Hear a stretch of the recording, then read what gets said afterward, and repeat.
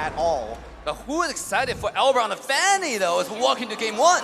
Well, let's find out. Let's ask the people here who's excited for Todak versus Rrq as we jump right into the land of Dawn immediately. We are seeing purple buffs being started on Rival actually opting not to, as he is going to be on this Martis. The Hayabusa has been flexed. Oh, wow, all right, Hayabusa, not right. What the heck is going on? Chiku guys on the Hayabusa in the gold lane with that high and dry and executes.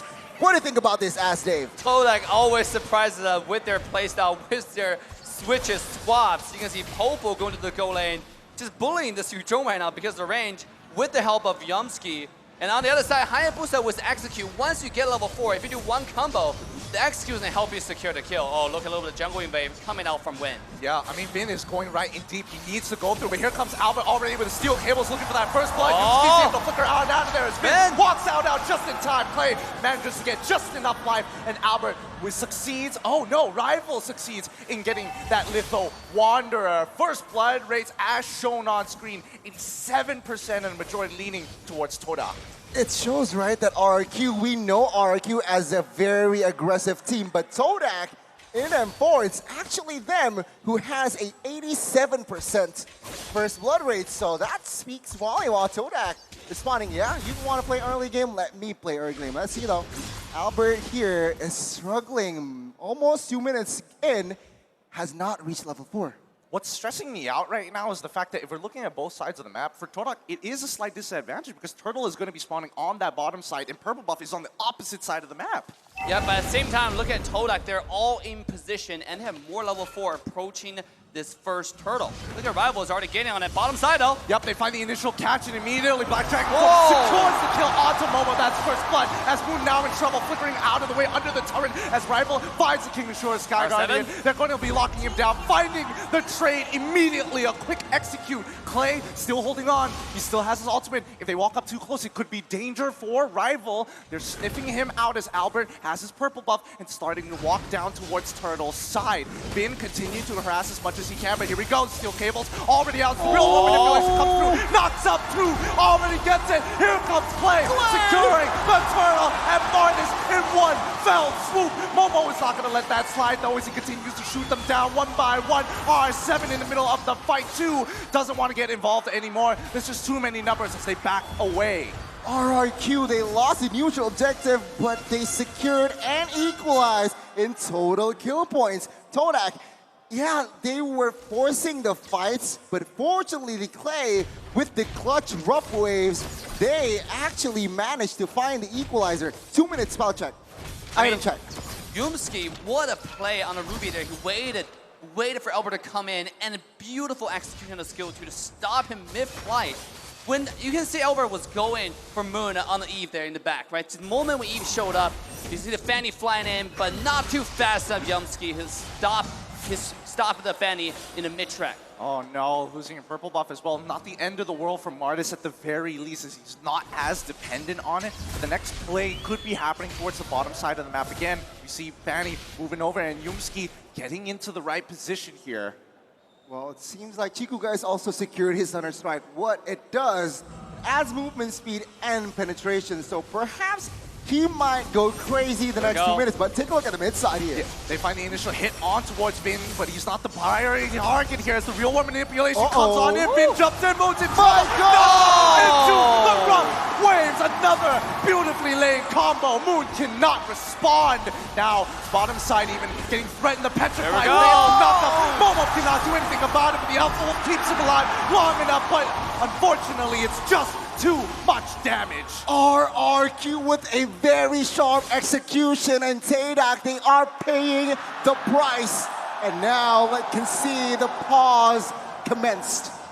And this is why he picked the Kadita, the Fanny, the Hilda, right? They dive and the synchronization support. Let's jump back into the action. Oh my gosh, I'm gonna comment on the fans.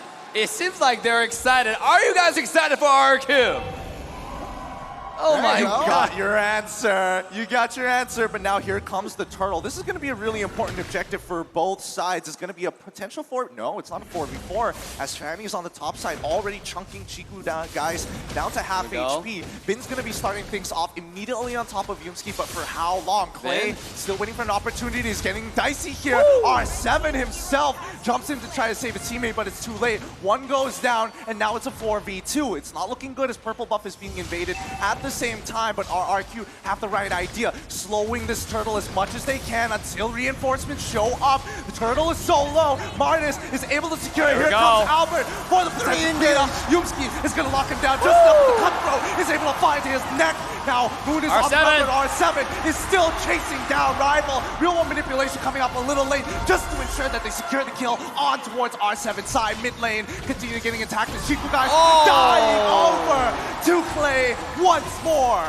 Mid lane falls and Rrq will grab another lead. But take a look at Albert here with the jukes, with the cables as well. He's able to get out from that, but from that trade, we have learned that Rrq grabbing that mid lane turret, it's not looking good for Todak. Not, and also the Hayabusa switch to the EXP lane has not been paying them any dividends. You can see so far, just get absolutely decimated by the Hilda CC plus Beatrix. Beatrix is scaling up already. Let's take a look at Moon. Moon has now reached 300 assists, ranked number 3rd in the most assists in M series. What? Only 3rd? I'm thinking about how many more number 1 and number 2 have in terms of assists at this stage of the game. But with 55 seconds on the clock here, walk me through the potential fight. Wait, hold on. The catch out to Bin immediately. The I'm Offended comes on through. Clay looking for an opportunity to jump into the middle of the fight, but the opportunity has closed. Todak moves back. Snipe coming in for Skylar does not connect as they focus back on the waves. Rrq, they are now leading in economy here just by a bit. So what it says, Todak, it is still comebackable. But now Rrq, they need to be careful in picking their fights. Take a look at Albert. He is just grabbing jungles, waiting for information given out by his teammates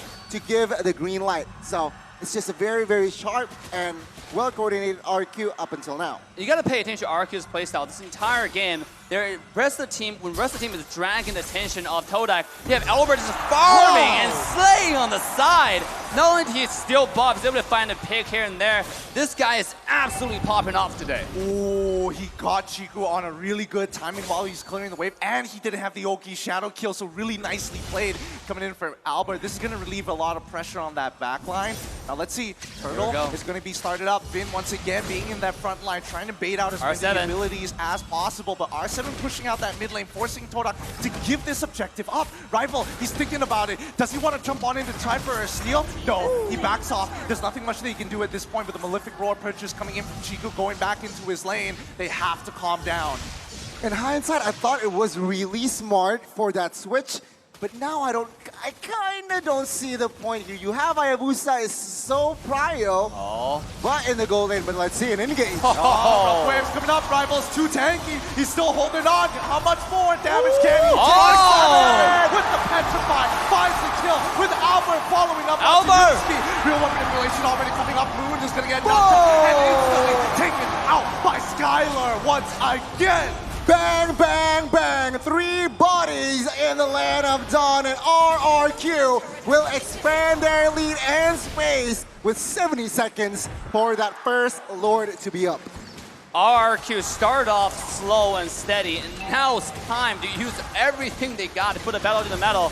What a beautiful, beautiful execution there. Just one after another, chin CC to the death. I mean, you got to be worried about Todak at this point, because Rrq, when they skill later into the game, they only have more damage on to the Beatrix from Skylar, right? This guy's going to be one-shotting the Martis. Like, especially after you finish the 3-core item, the DHS, the Corrosion Size, the Golden Staff, it's going to be insane. It's going to be a little too much indeed. Like, look at that. Yumski just eating it. He's too low. He's got to back off for now, but with this 4.4K lead coming in from Rrq, they've been against this matchup against Todak multiple times. They know their habits, their even dirty little secrets. This is what I feel like. I'm not sure, but take a look at top side with the Petrify. Chiku guys with that shadow, no quad shadow, can still escape. But I do want to touch on, the composition from Todak. They lack peel.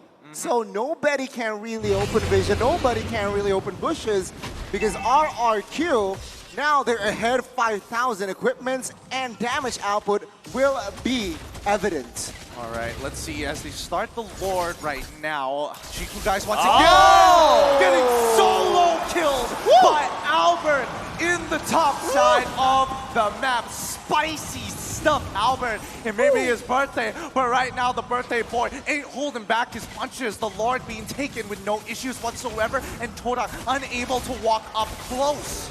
Yes, what a play there from Albert. See, when you have Hayabusa silent, the biggest problem is right now he's falling behind on split push.